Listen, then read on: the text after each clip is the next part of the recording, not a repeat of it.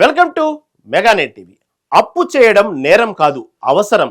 కుటుంబంలో ఏదైనా medical emergency వచ్చినా, పండుగ వచ్చినా లేదా ఇల్లు కట్టుకోవాలన్నా మిడిల్ క్లాస్ వాళ్లకు ఉన్న ఒకే ఒక్క ఆప్షన్ లోన్.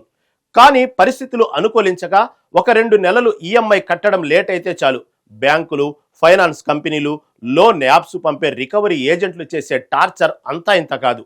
అర్ధరాత్రి ఫోన్లు చేయడం, బూతులు తిట్టడం, మన ఫోన్లో ఉన్న కాంటాక్ట్స్ అందరికీ మెసేజ్లు పెట్టడం, ఇంటికి వచ్చి పరువు తీయడం, ఇలాంటి వేధింపులు తట్టుకోలేక ఎంతో మంది ఆత్మహత్యలు చేసుకున్నారు. కానీ ఇకపై ఆ ఆగడాలకు చెక్ పడబోతుంది.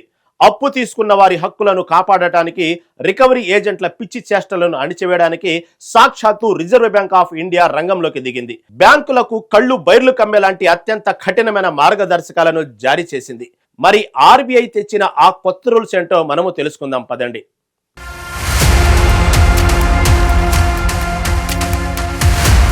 ఆర్బీఐ పెట్టిన అతిపెద్ద రూల్ టైమింగ్. చాలా మంది రికవరీ ఏజెంట్లు ఉదయం 6 గంటలకే లేదా రాత్రి 10 గంటలకు 11 గంటలకు ఫోన్లు చేసి నిద్ర పోనివ్వకుండా టార్చర్ పెడుతుంటారు. ఇకపై అలా చేయడానికి వీల్లేదు.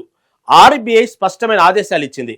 ఉదయం 8 గంటల నుంచి సాయంత్రం 7 గంటల వరకు మాత్రమే కస్టమర్లకు ఫోన్ చేయాలి లేదా కలవడానికి వెళ్ళాలి. ఉదయం 8 కంటే ముందు, సాయంత్రం 7 తర్వాత ఒక్క కాల్ వచ్చినా సరే అది ఆర్బీఐ నిబంధనలను ఉల్లంఘించినట్లే. ఆ కాల్ రికార్డు చేసి మీరు డైరెక్ట్ గా కంప్లైంట్ చేయవచ్చు.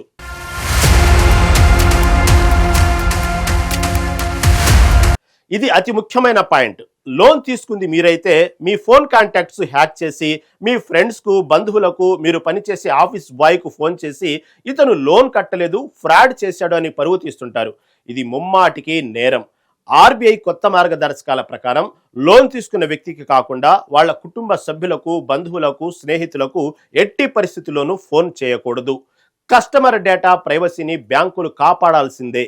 కాంటాక్ట్ లిస్ట్ లాక్ చేసి బెదిరింపులకు పాల్పడితే అది సైబర్ క్రైమ్ కిందకు వస్తుంది.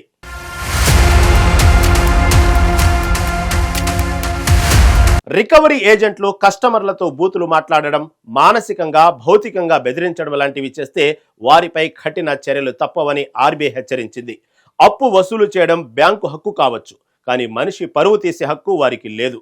గతంలో ఒక ఏజెంట్ వచ్చి ఇంటి దగ్గర గొడవ చేస్తే బ్యాంకు వాళ్లకు కంప్లైంట్ చేస్తే వాళ్ళు ఏమనేవారు? అది మేము కాదు సార్, రికవరీ చూసుకునేది థర్డ్ పార్టీ ఏజెన్సీ, మాకు సంబంధం లేదు అని చేతులు దులుపుకునేవారు.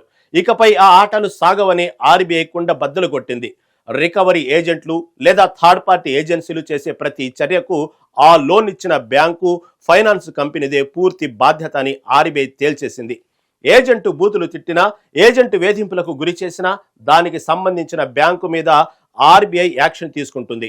అవసరమైతే వాళ్ళ లైసెన్స్ కూడా రద్దు చేస్తుంది లేదా భారీ జరిమానాలు విధిస్తుంది. బ్యాంకులు తమ ఏజెంట్ల బ్యాక్గ్రౌండ్ చెక్ చేసి సరైన ట్రైనింగ్ ఇచ్చాకే ఫీల్డ్లోకి పంపాలని ఆదేశించింది.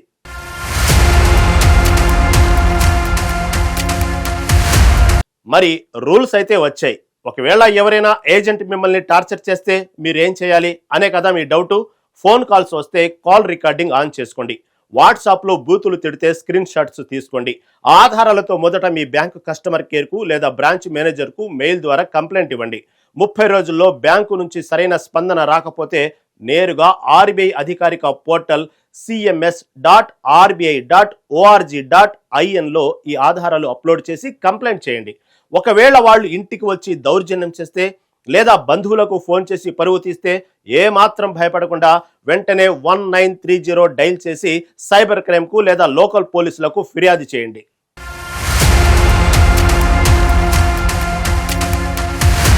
ఫ్రెండ్స్, ఒక విషయం గుర్తుపెట్టుకోండి. అప్పు తీసుకున్న తర్వాత దాన్ని తీర్చడం మన బాధ్యత.